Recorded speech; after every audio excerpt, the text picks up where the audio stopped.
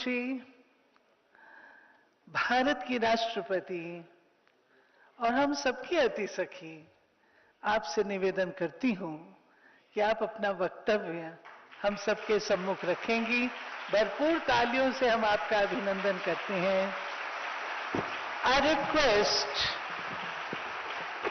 Honourable president of India to give her address.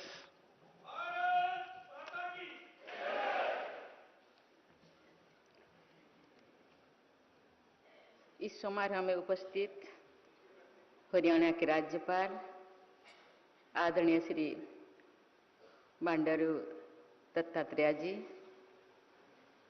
Bharat सरकार के राज्य मंत्री श्री राव इंद्रजीत सिंह जी, राज्यगिनी बहन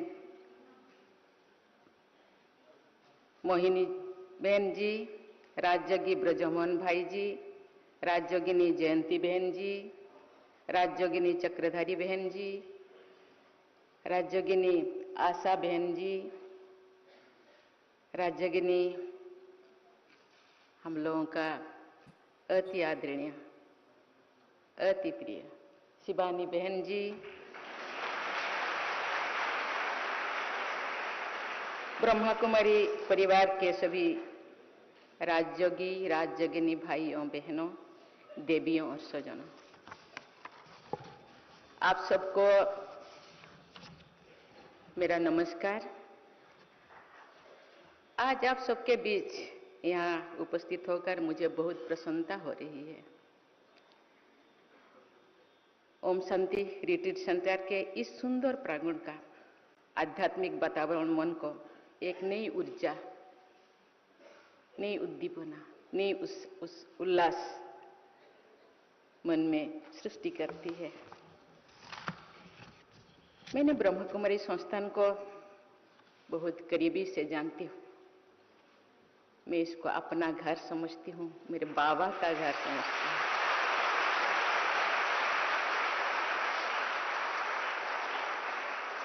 इस साल की शुरुआत में ही मुझे माउंट आबू में ब्रह्मा कुमारी के अंतर्राष्ट्रीय मुख्यालय जाने का अवसर मिला था। वहां जाकर मुझे असीम आनंद और शांति की अनुभूति हुई थी। देवियों और स्वजनों, आज के इस राष्ट्रीय सम्मेलन का विषय मूल्यनिष्ठ समाज की नींव में महिलाओं की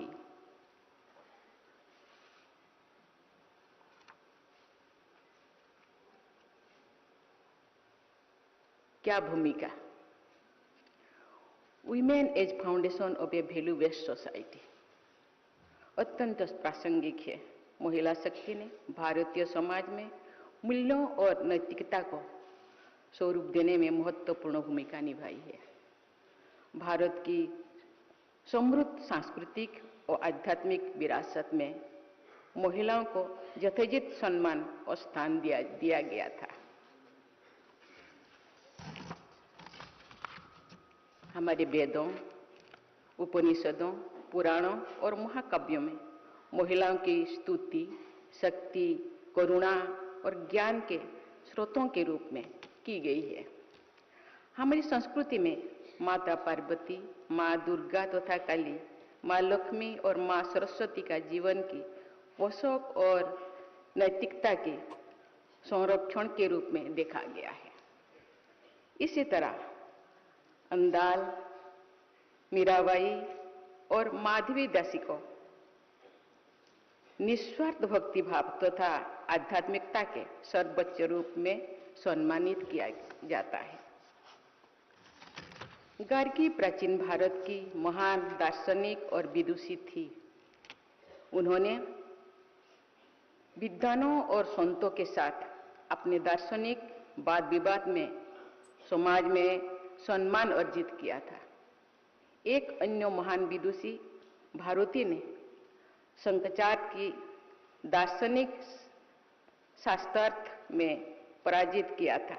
गार्गी और भारती बौद्धिक तथा आध्यात्मिक उत्कृष्टता के प्रतीक है।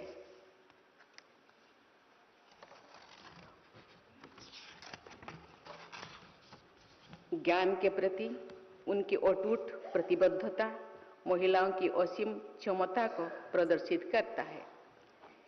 ऐसे अनेकों उदाहरण मौजूद हैं जहां महिलाओं ने अपनी बुद्धि, विवेक और ज्ञान के बल पर ख्याति अर्जन कर सर्वोच्च स्थान प्राप्त किया है। महिला एक प्रेरणा शक्ति के रूप में कैसे अपना सकारात्मक प्रभाव छोड़ सकती है, इसका एक उदाहरण राष्ट्रपिता महात्मा गांधी के जीवन में दिखाई देता है। गांधी जी की प्रेरणा के स्रोत उनकी पत्नी कस्तूरबा गांधी थी। गांधी जी से असहमत होने पर कस्तूरबा जी असहयोग करती थी, जिसका गांधी जी ने कई बार उल्लेख किया था। गांधी जी ने लिखा है कि उन्होंने अहिंसा का पाठ अपनी पत्नी से तब सीखा जब उन्होंने कस्तूरबा को अपनी इच्छा के आगे झुकाने की कोशिश की। इस होठधर्मिता का कस्तूरबा ने दृढ़ प्रतिरोध किया। वही दूसरी ओर उनका शांत समर्पण का भाव भी बना रहा। इस प्रकार अहिंसा, असहयोग तथा सत्याग्रह का पाठ गांधी जी ने कस्तूरबा जी से ही सीखा। मुझे प्रसन्नता है कि ब्रह्मा कुमारी संस्थान ने नारी शक्ति के केंद्र में रखकर भारतीय मूल्यों को पुनर्जीवित करके प्रयास किया है। ब्रह्मा कुमारी संस्थान आज नारी शक्ति द्वारा संचालित विश्व का सबसे बड़ा आध्यात्मिक संस्थान है। ब्रह्मा बाबा ने लगभग 90 वर्ष पहले नारी शक्ति के सामर्थ्य और नेतृत्व की उचित स्थान दिया था। संस्थान के 46,000 से अधिक बहनें दुनिया के 140 देशों में आध्यात्म और भारतीय संस्कृति परंपरा को आगे बढ़ा रहे हैं। देवियों और स्वजनों, इन दिनों हमारे सामाजिक जीवन में प्रतिस्पर्धा बढ़ती जा रही है। आज का आदमी धन, शक्ति, प्रसिद्धि और प्रतिष्ठा के पीछे भाग रहा है। आर्थिक रूप से मजबूत होने में कोई बुराई नहीं है, लेकिन केवल पैसे के लिए जीने से ऐसा जीवन व्यर्थ हो जाता है। धनवान होने में कोई बुराई नहीं, लेकिन धन के पीछे सदैव भागते रहना निरर्थक है।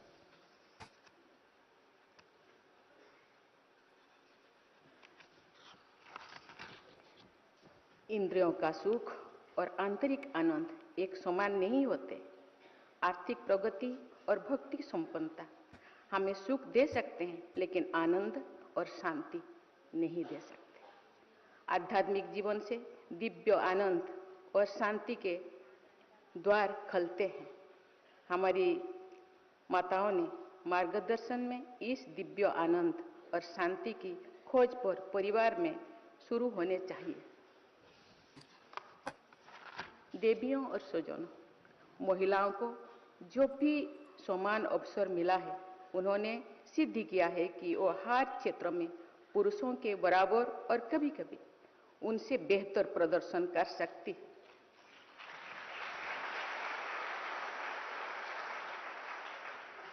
विज्ञान, खेल, कला, राजनीतिक नेतृत्व, रक्षा, चिकित्सा तथा इंजीनियरिंग आदि सभी क्षेत्रों में महिलाओं ने कई कीर्तिमान स्थापित किए हैं।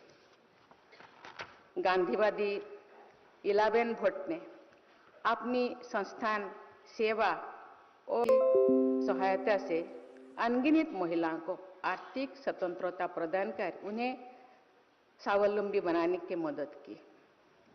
केरल की कात्यायनी अम्मा ने 98 वर्ष की उम्र में साक्षरता प्राप्त कर महिलाओं के धैर्य और संकल्प की एक नई परिभाषा दी है।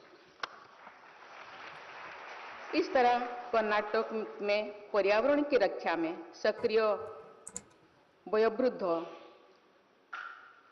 सालुमरोदा तिम्मक्का ने हजारों वृक्ष लगाकर वन संरक्षण में अद्भुत योगदान दिया है। चिपको आंदोलन में ग्रामीण महिलाओं के नेतृत्व से पर्यावरण संरक्षण के प्रयासों के लिए एक अनुकरणीय उदाहरण सामने आया है। ये सब उदाहरण विपरीत परिस्थितियों में भी भारतीय महिलाओं की संकल्प शक्ति, दृढ़ निश्चय और लगन की जीती जागती तस्वीर है, मिसाल है। देश में असंख्य महिलाएं हैं जो बिना किसी डिग्री या फॉर्मल एजुकेशन के विभिन्न क्षेत्रों में उत्कृष्ट योगदान दे रहे हैं। मैं प्रायः कहती हूं कि महिला सशक्तिकरण के सामाजिक और आर्थिक दोनों पहलू हैं, लेकिन साथ ही साथ इसमें आध्यात्मिक पहलू को भी जोड़ना चाहिए। आज भारत विश्व की 5वीं सबसे बड़ी अर्थव्यवस्था है। भारत एक और बड़ी आर्थिक महाशक्ति के रूप में उभरे। इसके लिए एक अत्यंत महत्वपूर्ण है कि वर्कफोर्स में भी अधिक से अधिक महिलाएं भागीदारी बने। अनेक क्षेत्रों में महिलाओं की भागीदारी बढ़ रही है, लेकिन क्या ये अपने क्षेत्र में सर्वोच्च स्थान पर पहुंच पा रहे हैं? एक आंकड़े के अनुसार भारतीय कंपनियों के बोर्ड में केवल 7% महिलाएं एग्जीक्यूटिव पोजीशन पर है। प्राइवेट सेक्टर में मिडिल लेवल में मैनेजमेंट में भी वुमेन पार्टिसिपेट में एक स्तर के ऊपर कभी देखा नहीं जा रहा है। इसका मुख्य कारण है पारिवारिक दायित्व। मैं देखती हूं कि कामकाजी महिलाएं ऑफिस के साथ साथ घर की जिम्मेदारी भी उठानी पड़ती है। हमें ये सवाल पूछा होगा कि क्या बच्चों और घर की जिम्मेदारी केवल महिलाओं की है? हमें इस सोच को बदलने की जरूरत है। उन्हें परिवार से और अधिक सहयोग की जरूरत है, जिससे वे बिना किसी बाधा के अपने करियर में सर्वोच्च शिखर पर पहुंच सके। देवियों को बढ़ावा देने तथा विश्व समुदाय में समावेशी विकास में महिलाओं की भूमिका को रेखांकित किया जाएगा। देवियों और स्वजनों, आज मुझे एम्पावरिंग द फैमिली अभियान का शुभारंभ करके प्रसन्नता हुई है। एक माँ का स्वभाव हमेशा समावेशी यानी इंक्लूसिव होना चाहिए। एक माँ कभी अपने बच्चों में भेदभाव नहीं करती है, इसीलिए प्रकृति को भी मदर नेचर कहा जाता है। भारतीय परंपरा में परिवार को सबसे अधिक महत्व दिया जाता है। स्वस्थ परिवारों का योग आदर्श गांव में है। आदर्श ग्रामों के संयोजन से आदर्श जनपद और आदर्श जनपदों के संयोजन से आदर्श राष्ट्र बनता है। इसका तात्पर्य ये है कि परिवार ही आदर्श जीवन का आधार है। जैसा कि हम सभी जानते हैं, परिवार में पहले शिक्षक हमारी माँ होती है। माँ न केवल बच्चों को परिवार बल्कि पड़ोसियों और पर्यावरण से परिचित करती है, बल्कि प्रचलित मूल्यों को भी बात करती है। हमारी माताएं हमें हमारे शास्त्रों और पुराणों से परिचित कराती है और हमें कोई प्रेरणादायक कहानी भी बताती है। हम सभी ने बचपन में सभी सावित्री, सीता, अनुसुईया के बारे में सुना है। हमने अर्जुन की वीरता और कर्ण के दान की गाथाएं बच्चों को सुनाते हैं। हमने श्रवण कुमार की पितृभक्ति और हरिश्चंद्र की सत्य के प्रति निष्ठा के बारे में भी सुना है। लेकिन मुझे लगता है कि इन दिनों माताएं अपने बच्चों को ये आदर्श जीवन के बारे में बताते कि नहीं। मुझे लगता है बताना प्राथमिकता है। वे बचपन से ही अपनी संतान को करियर कॉन्शियस बनाते हैं। माताएं चाहती है कि उनका बच्चा डॉक्टर हो, इंजीनियर हो, बड़ा अधिकारी या वैज्ञानिक बने, लेकिन माताओं को चाहिए कि वे अपनी संतान को सबसे पहले एक अच्छा इंसान बनने की प्रेरणा दें।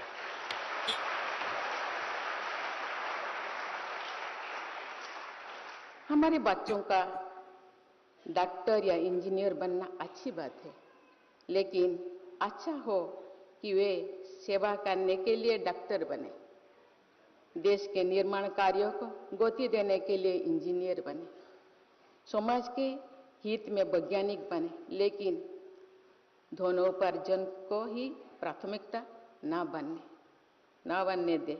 बच्चों को ये कौन सिखाएगा? ये माता ही तो, क्योंकि माता गुरु होती है। बच्चे अनुकरणीय होती है, माताओं से ही सीखते हैं, बड़ों से सीखते हैं, समाज से सीखते हैं, दोस्तों से सीखते हैं। यह बात सिर्फ माँ ही बच्चों को सिखा सकती है। माँ ही कह सकती है, बाबू जीवन में बड़ा होना अच्छा है, लेकिन अच्छा होना इससे भी बड़ी बात है। बच्चों का दिमाग कच्ची मिट्टी की तरह नरम और आकारहीन होती है। इस मिट्टी के पिंड से दिव्य मूर्ति बनाई जा सकती है। माँ यदि चाहे तो बच्चों को दिव्यता दे सकती है, यानी माताओं के प्रयासों से परिवार एक आदर्श परिवार बन सकता है। अगर हर परिवार एक आदर्श परिवार बन जाए तो समाज का स्वरूप अपने आप बदल जाएगा। हमारे समाज को मूल्य आधारित समाज में बदला जा सकता है। भाइयों बहनों, अभी तक मैं जो सब बोली, सामाजिक और आर्थिक उत्थान के बारे में। आज देश बढ़ रहा है, हम दुनिया के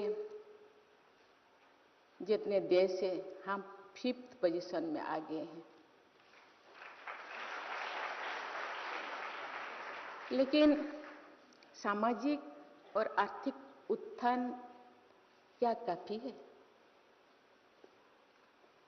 कहा जाता है ये शरीर भगवान जो बनाए थे पंचतत्व के शरीर, इसको चलाने के लिए जिसको दिए हैं शरीर में, लुप्त रूप में, सुप्त रूप में, उसको विकास करने के लिए हम कभी सोचे हैं? ये जो शरीर ट्रांसफरेबल नहीं है।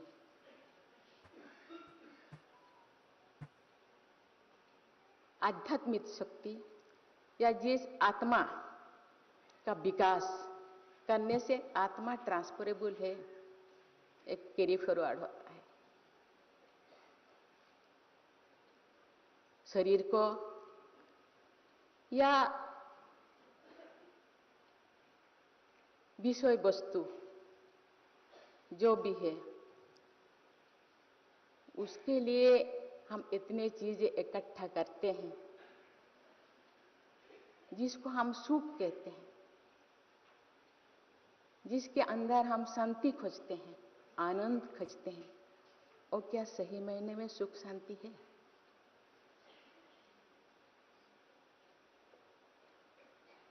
ऐसे ही बाहर से हम मुस्कुराते हैं, लेकिन क्या छुपाते हैं? इसीलिए इस शरीर को चलाने के लिए जो चीजें है, आत्मा का विकास जरूरी है। आत्मा को ब्राइट करना, उज्जवल करना, प्रज्वलित करना। आज यहाँ एक कन्वेंशन शुरू करने के पहले हम दीप जलाए हैं। मीन्स आत्मा को प्रज्वलित करना। शरीर को प्रज्वलित करने के लिए देश विदेश से नया चीजें आते हैं। लेकिन आत्मा को प्रज्वलित करने के लिए खुद के अंदर है। भगवान और शक्ति हम लोगों को दिए, ये शक्ति हम लोगों के पास है। मैं तो ज्यादा बाबा के पास नहीं आ पाती, मेरे पाँव में थोड़ा बेड़ी रहता है, लेकिन मैं खुद के अंदर जो एनालिसिस करती हूँ, भगवान जो भेजे थे हम एक रॉ मटेरियल के रूप में शायद 2 चीजें लेकर के भेजे थे और छोड़ दिए थे कि 2 क्वालिटी, 2 तरीके के क्वालिटी, काम, क्रोध, लोभ, मोह, हिंसा, द्वेष, गर्व, अहंकार, घृणा, और एक सुख, शांति, आनंद, प्रेम, पवित्रता, ज्ञान। बच्चे तुम चुन लो।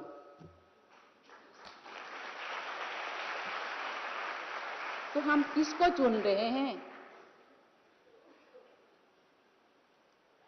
जो परमानेंट चीज है,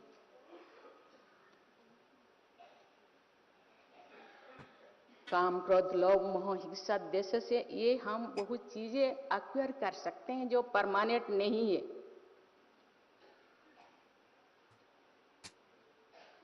जो परमानेंट है, जो कैरी फॉरवर्ड होता है, जो मुझे पता नहीं, मैं पुनर्जन्म में विश्वास करती हूँ। आत्मा कहते हैं आत्मा अमर है, अजर अमर, ये निश्चर है। इसीलिए उसको साफ करने के लिए बाहर से कोई नहीं आएगा। इसीलिए खुद को ही, इसीलिए ये माताओं के ऊपर आज मैं बहुत सारे बहनों को मैं कलश दी। ये सारे शायद प्रतीक है, ये परंपरा है, लेकिन पहले ब्रह्मा बाबा ने ये सब चीजें शुरू किए थे माताओं को। क्योंकि माता, धरती को हम माता कहते हैं, सर्वं सोहा। क्या क्या करते हैं हम धरती के साथ, उसको ब्लास्टिंग करते हैं, क्या क्या करते हैं, लेकिन फिर भी वो सहन करते हैं क्योंकि हम उनके बच्चे हैं। लेकिन सहने का भी एक सीमा होती है। इसलिए माता को भी बहुत सहन करने के, ये तो मुझे लगता है फाउंडेशन है। फाउंडेशन 80 साल पहले, ऐसे तो बहुत बीच बीच में हम लोगों को मैसेंजर भेजते रहते हैं। कभी गीता के रूप में भगवान ने हम लोगों को बहुत सारे पढ़ाए हैं, गीता, भागवत, उपनिषद, क्या क्या, रामायण, महाभारत, लेकिन हम भूल जाते हैं। लेकिन फिर ब्रह्मा बाबा को 80 साल पहले ब्रह्मा बाबा को भेजे, तुम क्या हो, क्या कर रहे हो, हम किस तरफ जा रहे हैं। आज हम पर्यावरण, ग्लोबल वार्मिंग में हम फंसे हैं।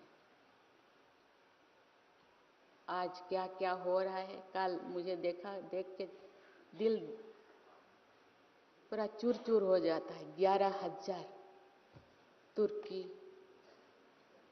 में, क्योंकि ये तो होना है, उसका कारण हम ही है। आज पहाड़ खत्म हो गया है। मैं जो रास्ते में देती हूँ, अच्छा ये तो पहाड़ छोटा सा था, कहाँ गया ना, उसको करके हम रास्ता बना लिया। यहाँ का पेड़ कहाँ गया, पेड़ को हम क्या क्या बना लिया, फर्नीचर बना लिया, क्या क्या बना लिया। ये भगवान संतुलन बना के इस धरती को बनाए थे, क्योंकि ये पंचतत्व का शरीर ऐसे नहीं जी सकता। इसके लिए हवा चाहिए, पानी चाहिए, पेड़ चाहिए, पर्वत चाहिए, नदी चाहिए, झरना चाहिए, समुंदर चाहिए। लेकिन वो आज सभी माताएं रो रही। अपने खुद की माता भी रो रही, आज गंगा माता रो रही है, आज गौ माता रो रही है, आज सभी माताएं दुखी है। जो माता दुखी होते हैं ना, वो काली का रूप धारण करते हैं।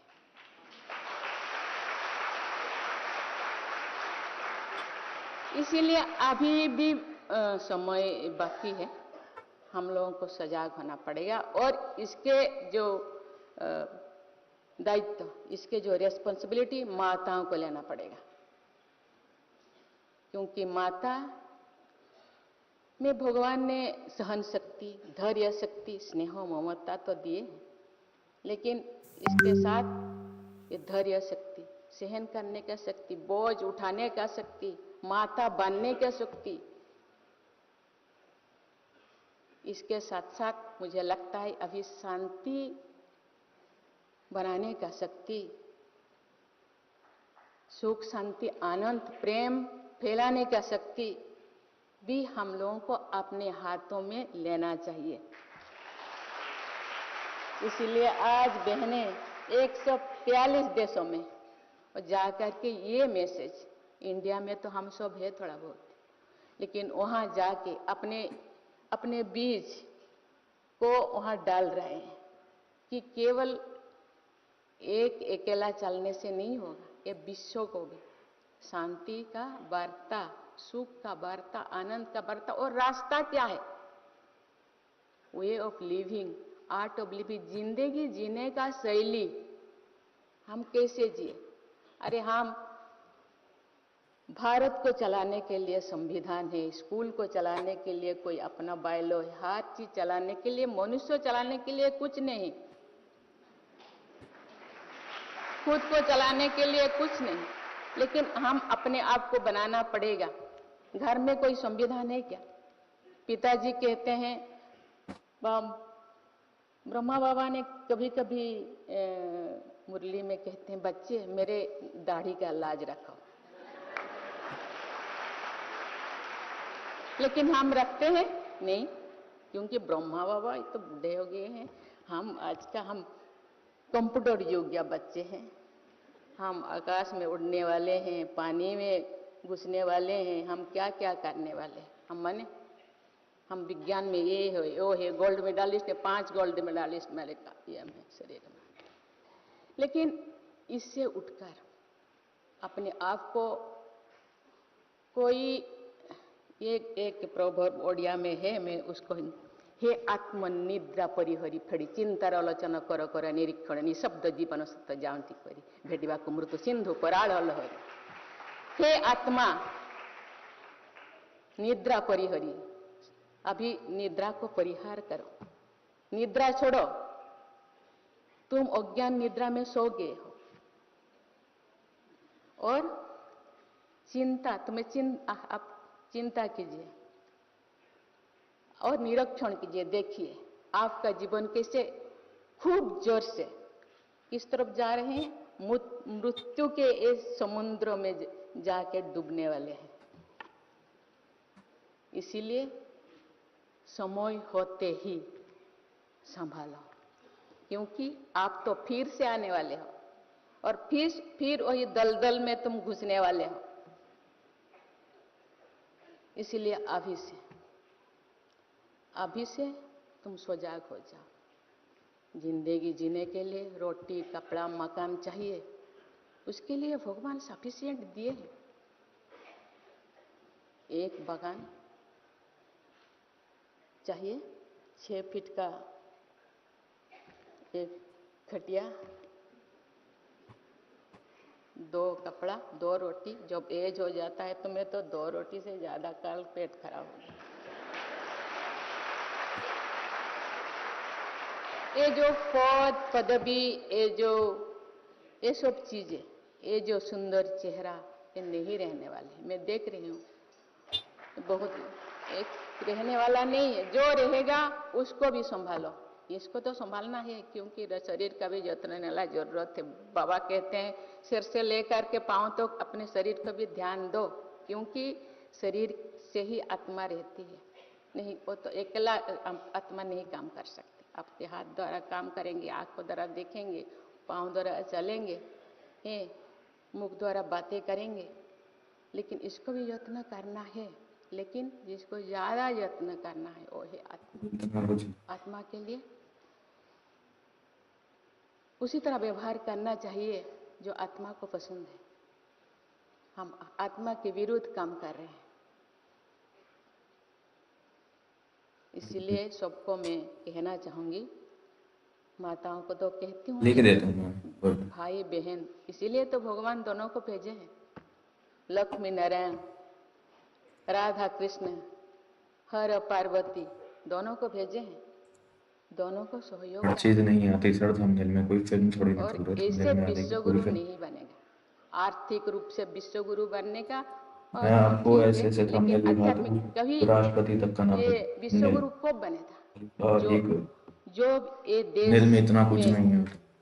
मुनि, योगी, ऋषि ये सब थे, सर्टिफिकेट लेकर के नहीं घूमते थे, उनके पास शायद इतने डिग्री नहीं था, लेकिन तो वो करते तो विश्व गुरु बने थे।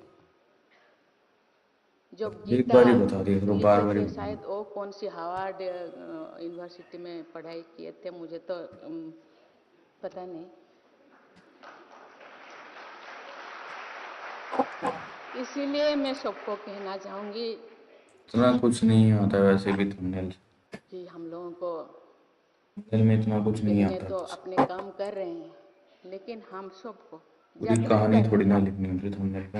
हम लोगों को भी उसी तरफ ध्यान देना पड़ेगा, अभी लिख दिया हमने, पढ़ाना पड़ेगा। ऐसे नहीं कि मैं पढ़ाई से खिलाफ नहीं हूँ, अभी लिख रखा था थंबनेल लेकिन में, पहले पढ़ाने इतना के कुछ थोड़ी साथ ना साथ मैं आध्यात्मिक लिख देता ज्ञान हूँ। भी चाहिए। क्योंकि आज मुझे ब्रजमोहन भाई ने, जब मैं माउंट आबू गई थी, एक क्वेश्चन किए थे, उसका क्वेश्चन मैं ठीक से नहीं दे पाई तो थी, सर हरियाणा भी लिखना चाहिए, फिर नहीं तो दे। मनोहर लाल भी अब लिखना जानते चाहिए, हैं क्यों मनोहर लाल बोलते भी हैं? है उसके अंदर, रंजीत सिंह भी है।